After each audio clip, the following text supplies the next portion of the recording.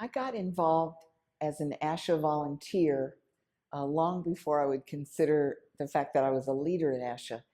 I volunteered because my department chair, when I was a doctoral student, used to read us from the ASHA newsletter this column called Ask ASHA.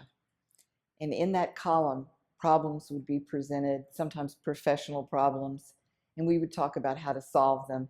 At the end of the column, it would tell you who is in charge of this issue, and if you were interested to write that person.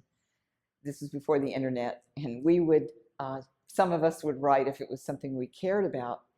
And then eventually all of us were asked to volunteer. I think my job was to review papers for convention in my area of interest. And then I worked on my own state convention in North Carolina and then in Ohio. And through that work, I got to know people at ASHA, and then they would ask you to volunteer in different areas. So over a 40-year period, I probably did 1,000 different things. And then eventually ASHA had a volunteer form you could fill out and be very specific about what you'd like to do.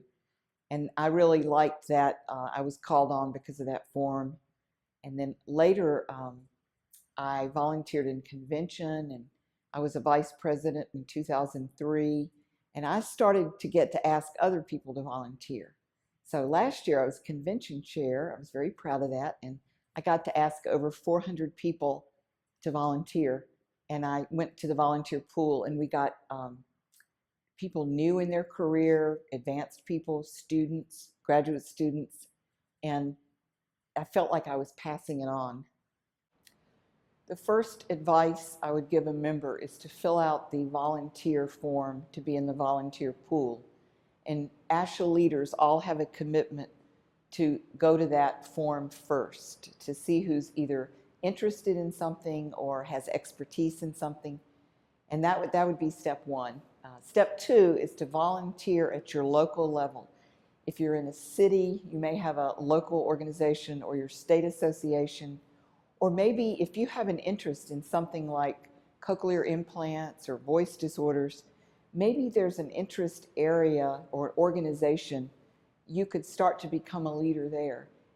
For myself, I started at the state association and local level and learned how to work with a group on a project, public speaking, all sorts of skills develop.